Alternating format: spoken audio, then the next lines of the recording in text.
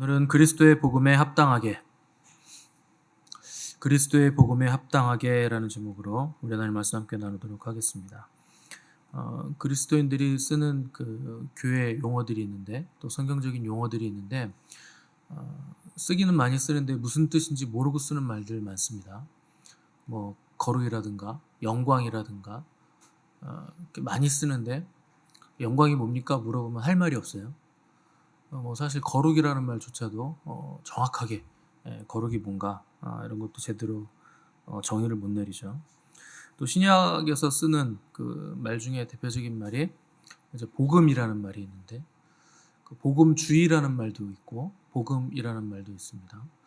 근데 복음이 뭐냐 이렇게 물어보면 또 딱히 할 말이 없어요. 여러분들은 복음이 뭐냐고 물어보면 할 말이 있습니까? 이게 너무 이제 여러 가지 말들이 있기 때문에 헷갈리는 건데 신학자들과 학자들이 그 만들어 놓은 이론 때문에 오히려 복음이 뭐냐 이렇게 물어보면 더 복잡해져서 할 말이 없는 겁니다. 어떤 분들은 복음을 개인적으로 내가 구원받는 거라고 하시는 분들도 계시고 내 소원이 이루어지는 거라고 하는 분도 계시고 하나님 중심적으로 생각할 때 바울 사도의 정의를 따라서 복음은 구원을 주시는 하나님의 능력이다. 이렇게 정의 내리시는 분도 있습니다. 사실 가장 성경적인 정의죠. 복음은 모든 믿는 자들에게 구원을 주시는 하나님의 능력이 됨이라. 그러니까 바울의 말대로 복음은 하나님의 능력이라고 하는 게 맞습니다. 그냥 지식이거나 철학이거나 이념 정도가 아니라 구원을 주시는 하나님의 능력이 특별히 죄인을 구원하시는 하나님의 능력이 복음이죠.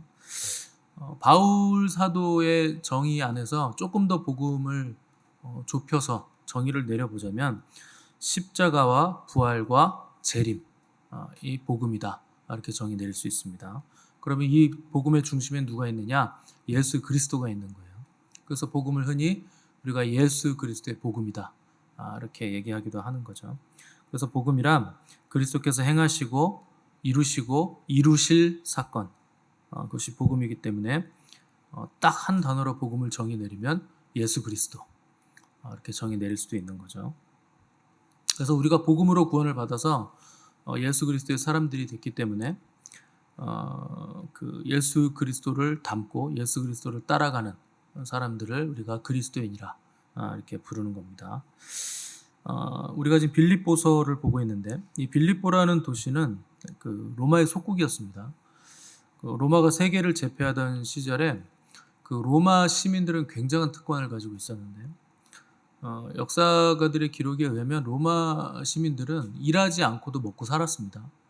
왜 그러냐? 당시에 로마가 정복한 나라가 너무나 많고 영토가 너무 넓었고 또 정복한 나라들로부터 받아들이는 노획물과 곡물들, 식량들이 너무나 많았기 때문에 딱히 일할 필요가 없었던 거예요. 그리고 그 정복한 국가들의 백성들을 잡아서 노예로 삼았기 때문에 험한 일이나 고된 일은 내가 할 필요가 없는 거죠. 농사를 짓는다 그래도 노예들이 다 해주고 무겁고 힘든 일은 노예들이 다 해주니까 로마 사람들은 일할 필요가 없으니까 뭘 했느냐? 매일매일 먹고 마신 거죠. 그래서 에브리데이 파티. 그러니까 할 일이 없으니까 맨날 파티만 하고 또 볼거리가 있어야 되니까 경기장 만들어서 검투사들 이렇게 결투하게 만들고 심지어 나중에 원형 경기장에 바다를 만들어서 거기에 물을 채워서 해상전까지도 재현했을 정도로 굉장한 볼거리를 제공했던 시대가 로마 시대였습니다. 당시 로마에 호민관이라는 직책이 있었는데 여러분들 영화 보시면 그리스 로마 시대 그 영화 보시면 호민관이 이렇게 지체 높으신 분인데 이렇게 등장하는 거 가끔 보실 겁니다. 그 호민관이라는 건 그 평민들의 권익을 보호하기 위해서 만들어진 특별직이에요. 그래서 원로원과 귀족들이 권력 남용을 하지 못하도록 그 평민들의 권익을 보호하고 평민들을 대변하면서 악법에 대한 거부권을 가지고 있었던 막강한 직책이 호민관입니다. 그 호민관이 되기 위해서 굉장한 그 선거 운동을 많이 벌였고 또 당선되기 위해서 유권자들에게 뇌물을 많이 줬는데 당시에 가장 인기 있었던 뇌물이 뭐냐? 한 사람에게 1인당 노예 한 명을 선물하는 거예요. 그러니까 노예가 그만큼 많았다는 뜻입니다. 그 뇌물이 노예, 그 가장 인기 있는 그 뇌물이었다는 거예요. 왜냐? 노예 하나만 있으면 내가 할 수고를 노예가 다 대신해 주는 거예요. 이거 얼마나 편합니까? 뭐 지금 시대로 따지면 누가 그 당선되기 위해서 그 로봇 하나씩 선물해 주는 거예요. 그래서 뭐 집안일 다 해주고 잔심부름 다 해주는 로봇. 그 옵티머스예요, 일론 머스크가 만든 거. 그런 거 하나씩 주겠다는 거예요. 그러니까 얼마나 편합니까? 주인은 계속 놀고 먹는 거죠. 근데 로마 사람들은 그 로마 시민이라는 특권이 있었기 때문에 세계 어디를 가든지 로마 시민은 티가 났어야 됩니다. 그래서 상대가 알아듣든지 못 알아듣든지 간에 언어는 라틴어를 쓰는 거예요. 그리고 로마인으로서 품위와 명예를 지키고 옷도 반드시 어디를 가든 로마식으로 입어야 됐고 또 이름도 로마식 이름을 써가면서 자신이 로마 시민이라는 것을 많이 드러냈죠. 근데 별 볼 일 없으면서 그런 걸 똑같이 행하는 사람들이 있었는데 그게 유대인입니다. 유대인은 로마의 속국이면서도 그 굉장히 보수적인 유대인들은 그 이제 하시딤이라고 부르는데 하시딤들은 지금도 이스라엘 가서 보면 하시딤인 게 티가 납니다. 그 뜨거운 여름에도 털모자 쓰고 털옷 입고 까만 거 그리고 머리도 자르지 않고 머리를 길러서 땁니다. 그래가지고 머리 따는 것도 되게 웃기겠다요. 막 여기 길러가지고 이렇게 따가지고 이렇게 내려와 있죠. 그래서 하시딤이구나 정확히 알 수 있습니다. 이 사람들도 세계 어디 가나 이 복장과 자기들의 전통을 계속 유지합니다. 그래서 이스라엘에 더울 때 이렇게 버스나 뭐 이렇게 대중교통이나 이렇게 걸어 다닐 때 이렇게 털옷 입은 분들 많으시면 그 차는 안 타시는 게 좋아요. 냄새 장난 아닙니다. 그거 타면 땀을 엄청 많이 흘리기 때문에 여름에 그거 타면 그냥 홈리스 차예요. 그 차는 냄새 엄청 심해요. 거기다가 이제 이 사람들이 꼭 지키는 거 안식일이죠. 토요일 안식일을 지키기 때문에 뭐 세계 어느 나라에서든 직장 다니는데 안식일 못 지키게 하면 그 직장 그냥 그만둡니다. 그 정도로 철저하게 이스라엘 사람들은 이스라엘 사람답게 또 당시 로마인들은 로마인답게 자기들의 정체성을 민족적인 정체성을 드러내면서 살았다는 거죠. 오늘 본문은 이런 견지 하에서 이해를 하셔야 되는 거예요. 27절 상반절 보시면 오직 너희는 그리스도의 복음에 합당하게 생활하라. 너희가 그리스도인이면 십자가에 예수 그리스도의 십자가로 은혜로 구원을 받았으면 구원받은 그리스도인답게 어디를 가든지 합당하게 생활하라는 거죠. 이래도 좋고 저래도 좋다. 여기를 가면 여기 법을 따르고 저길 가면 저런 식으로 따르고 그렇게 대충 뭉개고 타협하면서 걸쳐있는 삶을 살지 말라. 명확하게 복음을 드러내는 삶을 살라는 겁니다. 그 타협을 하는 이유는 하나입니다. 조금 더 편하게 살기 위해서 타협하는 거죠. 너무 이렇게 자기를 세게 드러내면 부딪히니까 좋은 게 좋은 거다. 이런 식으로 이제 타협을 하는 건데 진리에 있어서는 너희가 타협을 하면 안 된다는 겁니다. 또 민족적인 정체성에 있어서도 타협을 안 하는데 어떻게 진리를 타협하면서 살겠느냐는 거죠.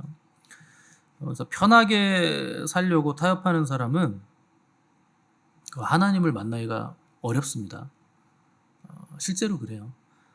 그래서 이렇게 어떻게든 잘 살아보려고 이렇게 살려고 발버둥 치시는 분들은 당연히 보이는 것에 매이고 느껴지는 것에 잡히기 때문에 하나님을 만나기가 어렵죠. 하나님은 보이지 않으시기 때문에 그러니까 보이는 것에 자꾸 집착하면 하나님 만나기 쉽지 않습니다. 제가 가끔 하는 우스갯소리로 이런 게 있어요. 수건으로 컴퓨터 모니터를 깨끗이 닦았더니 컴퓨터가 빨라졌어요. 되겠습니까? 그게? 아이패드를 이렇게 쫙 닦았더니 아이패드가 빨라졌어요. 말도 안 되는 얘기인데 생각보다 그런 식으로 신앙생활 하시는 분들 많습니다. 진짜 중요한 거가 뭔지 모르는 거예요. 그래서 중요하지 않은 걸 중요하게 여기면서 그렇게 했더니 뭐가 될 거라고 생각을 하는 거죠. 그래서 성경은 분명하게 보이는 게 허상이다. 보이지 않는 게 실상이다. 계속 우리에게 얘기를 해주잖아요. 근데 그리스도인들이 반대로 생각합니다. 뭔가 보이는 게 잡히는 거라고 생각을 하는 거죠. 그 당연하죠. 보이는 건 보이니까 실상 같고 안 보이는 건 안 보이니까 허상 같은 거예요. 근데 자꾸 거기에 잡히는 거죠. 그래서 제가 자꾸 말씀드리잖아요. 신앙생활은, 믿음은 오감 만족으로 하는 거 아닙니다. 보이지 않는 것을 우리가 추구하는 거기 때문에 내 오감을 만족시키는 건 신앙생활하고 별로 상관이 없어요. 그래서 보이는 것은 나타난 것으로 된 것이 아니라, 분명히 그렇게 말씀하고 있죠. 그래서 그 옷이나 화장을 요란하게 한다고 기도가 잘 되는 거 아닙니다. 예배가 잘 드려지는 거 아니에요. 우리 목사님이 설교를 끝내주게 잘해요. 그게 나랑 무슨 상관입니까? 그런다고 은혜가 뭐 크게 은혜가 됩니까? 근데 그리스도인들이 이왕이면 우리 교회 목사님은 설교 잘하면 좋고, 이왕이면 찬양까지 잘하면 더 좋고, 이왕이면 얼굴이 좀 세속적으로 생기면 훨씬 더 좋고, 이왕이면 배도 안 나와서 몸매도 세속적이면 더 좋고, 배역이 막 왕자 있고 막 한글로 왕이라고 돼 있든지 영어로 킹이라고 돼 있든지 아무튼 뭐라도 왕자가 있고, 거기에 이왕이면 영성까지 깊으면 더할 나위 없이 좋다고 생각하는 거예요. 여러분, 그게 다 속는 겁니다. 다 속는 거예요. 목사가 설교 잘하고 영성 깊다고 해가지고 내가 은혜 받는 거 아닙니다. 내가 어떻게 사느냐가 내 은혜를 결정하는 거예요. 목사하고는 아무 상관없어요. 근데 사람은 언제든지 더 눈에 잘 보이고 눈에 띄는 거, 그걸 추구합니다. 반짝반짝한 거에 반응하고 아름답게 보이는 거에 열광하는 거죠.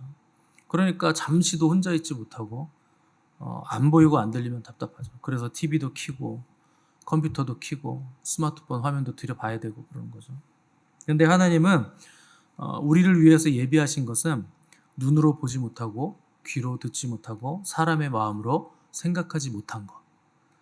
자기를 사랑하는 자들을 위하여 예비하신 것은 다 그런 것들을 예비하셨다는 거예요. 보이지도 않고 들리지도 않고 사람이 생각하지도 못한 것, 그런 것들을 예비하셨다는 거예요. 왜냐하면 하나님 스스로도 하나님은 보이지 않으시기 때문에.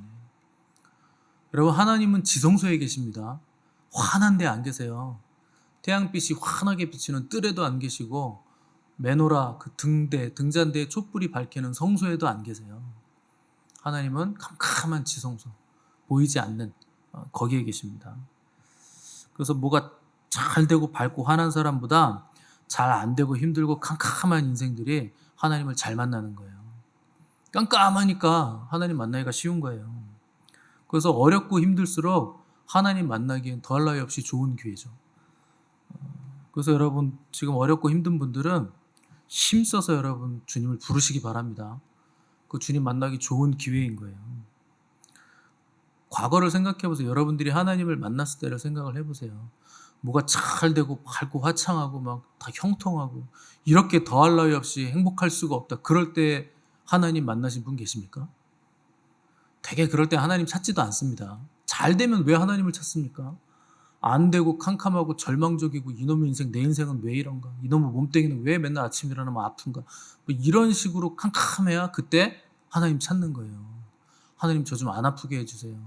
하나님 우리 돈 걱정 좀 안 하게 해주세요. 하나님 우리 먹고 사는데 좀 때거리 걱정 좀 안 하게 해주세요. 뭐 이런 상황이 돼야 하나님을 부르는 거죠. 그러니까 우리가 하나님의 빛을 보게 된 건 어둡고 슬프고 답답하고 건강하지 못하고 이렇게 어려웠기 때문에 하나님 만나고 하나님의 빛을 만난 거죠. 그게 십자가입니다. 그게 십자가의 역설이에요. 십자가라는 것 자체가 거부와 실패와 안 되는 것과 어둠과 죽음의 상징이잖아요. 근데 하나님이 그런 것 가지고 인류를 구원해 내시는 거예요. 얼마나 놀랍습니까? 십자가에 하나님의 아들을 못 박은 그 사람들을 십자가로 구원을 해 내신다니까요. 그러니까 이거는 우리로서는 생각할 수 없는 거죠. 그래서 우리가 붙잡아야 될 것도 십자가입니다. 십자가 복음, 이걸 붙잡는 거예요. 기쁨보다 아픔, 성공보다 실패, 건강보다 질병이 있을 때 십자가를 의지해서 하나님 앞에 나아갈 때 우리가 하나님을 만나게 되는 거죠. 그래서 부모가 나에게 뭘 잘해주고 잘해주면 내가 잘 될 것 같고, 부모 입장에서도 내가 자녀한테 뭘 이렇게 괜찮은 거 많이 남겨주고 싶고 그러잖아요. 그러면 자녀 망가집니다. 그런 걸 주시면 안 돼요. 그래서 여러분 돈 있으시면 다 쓰고 가세요. 그거 자녀 줄 생각 하지 마시고, 뭐 얼마 되지도 않겠지만 다 쓰십시오. 다. 괜히 뭐 물려준다고 하지 마시고. 내가 땀 흘리고 내가 신경 써서 번 돈이 아니면 그건 내 돈이 아닌 거예요. 뭐 투자를 하든 땀을 흘리든 일을 하든 뭐를 했든지 간에 내가 해야지, 그걸 꽁으로 자녀한테 주잖아요. 그럼 그 돈이 자녀를 망가뜨립니다. 그런 걸 주시면 안 되는 거예요. 근데 우리나라 부모들은 어떻게 해서든지 나는 고생해도 괜찮다, 너는 고생하지 마라, 그래가지고 뭘 자꾸 줄라 그래요.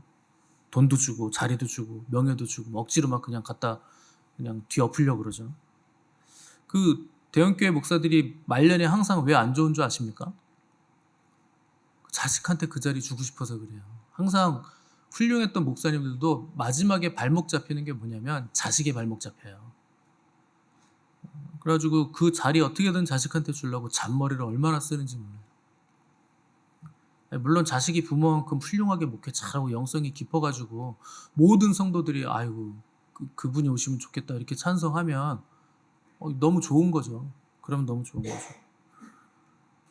그런 게 아니고 먹고 사는데 지장 없이, 그러니까 목회를 무슨 사업쯤으로 생각을 해가지고 양들의 영적인 생명은 생각을 안 하고 그저 자기 자식 아니만 생각하면서 자리를 물려주려고 하면, 그 고난 없이 물려준 자리가 자식도 망치고 성도들도 망치고 교회도 망치는 거예요. 저는 부모님이 저에게 재산 안 물려준 거, 뭐 땅이나 돈이나 뭐 아무것도 안 줬어요. 집도 한 채 없어요. 그런 거 하나도 없습니다. 근데 너무나 감사한 건 평생을 저를 위해 기도를 해주시고 신앙의 유산 남겨주신 거, 이게 제일 감사한 겁니다. 뭐 어떤 상황이든지 어디를 가든지 그것만 있으면 살 수 있으니까, 예수 그리스도의 십자가 복음 붙드는 그 믿음의 유산, 신앙의 유산만 있으면 살 수 있는 거니까 제일 감사한 거죠. 여러분들이 사망의 음침한 골짜기를 지나는 인생을 사셨는데, 내 자식에게만큼은 사망의 음침한 골짜기가 면제되기를 바라시겠지만 그런 인생은 없습니다. 모든 인생은 사망의 음침한 골짜기를 지나가게 돼 있어요. 그 하나님 정하신 거예요. 사망의 음침한 골짜기가 면제된다? 아무도 그런 인생은 없습니다. 돈이 많아도 그건 안 되는 거예요. 명예가 있어도 안 되고 어떤 권세가 있어도 그 골짜기는 지나가야 됩니다. 근데 여러분들이 그 골짜기를 면제시켜 줄 수 없고 그 골짜기 같이 내 자식하고 손잡고 못 지나갑니다. 자식이 혼자 지나가야 돼요. 그럼 거기를 누가 같이 지나가 줘야 되느냐? 주님이 같이 지나가 줘야 되시는 거예요. 그러니까 여러분이 남겨주실 건 돈이 아니에요. 무슨 자리가 아닙니다. 예수 그리스도의 십자가 복음을 자녀들에게 남겨주셔야 돼요. 그래야 그들이 사망의 음침한 골짜기를 지날 때 주께서 나와 함께 하심이라 이렇게 고백을 하고 넉넉히 그 골짜기를 지나가고 이기게 되는 겁니다. 그래서 인생을 원망하거나 불평하지 않고 오히려 뭐 받은 거 없고 뭐 부유한 거 없지만 이런 인생 되게 해주신 하나님께 감사하고 감격하는 거예요. 그러니까 뭐가 많으면, 여러분들이 뭘 많이 주시면 그 인생은 하나님을 찾지 않아요. 그럼 망치는 거예요, 인생. 그래서 인생은 뭐 누구 때문에 잘 되거나 누구 때문에 손해보거나 그런 거 하나도 없는 겁니다. 누구 덕을 본다면 우리는 딱 한 분의 덕을 보는 거예요. 예수 그리스도. 우리 주님 덕을 보는 거예요. 사람의 덕을 보는 게 아닙니다. 그 시대는 이제 갈수록 어려워질 겁니다. 점점 더 이제 어둠의 시대로 들어가는데, 나이가 들면 시대가 어려울수록 이제 노후 걱정이 되고, 또 젊은 사람들은 젊은 사람들대로 살기가 어렵죠. 또 되고 싶은 거, 하고 싶은 거, 욕망이 많기 때문에 부모를 돌보는 거 그런 여유가 또 없습니다. 그럼 우리가 어떤 삶을 살 것인가? 십자가의 복음을 붙든 삶을 사셔야 돼요. 돈을 많이 쌓아놓고 노후 걱정, 뭐 노후 준비, 뭐 그런 거 다 의미는 있는 건데, 내 영혼을 먼저 여러분들이 챙기지 않으면 결국 그런 것들은 다 사라집니다. 그래서 십자가의 복음을 붙들고 십자가만을 자랑하면 주님이 우리를 의의 길로 인도해 주시는 거예요. 그래서 믿음으로 나의 전부를 하나님께 던질 때 그 사람은 참된 자유를 얻게 됩니다. 주님께서 우리에게 주신 자유는 거저 주신 거 아닙니다. 너무나 값비싼 대가를 치르신 거예요. 우리가 값없이 받아가지고 이게 쉬운 것 같고 믿기만 하면 됩니다. 뭐 이렇게 되게 쉽게 얘기하는데 값없이 받았지만 엄청난 값을 치르고 주신 거예요. 우리가 그 비싼, 값비싼, 헤아릴 수 없는, 값을 치를 수 없는 복음을 받아서 자유를 얻었기 때문에 여러분 사람 눈치 보지 마시고 누구에게 종이 되지 마시고 굳세게 서서 하늘나라의 자녀된 권세를 누리시기를 바랍니다. 우리가 속한 곳은 땅이 아니기 때문에 하늘나라인 것을 기억하시고 그리스도인으로서의 명예를 지켜나가시는 복된 인생들 되시기를 주님의 이름으로 도전드립니다.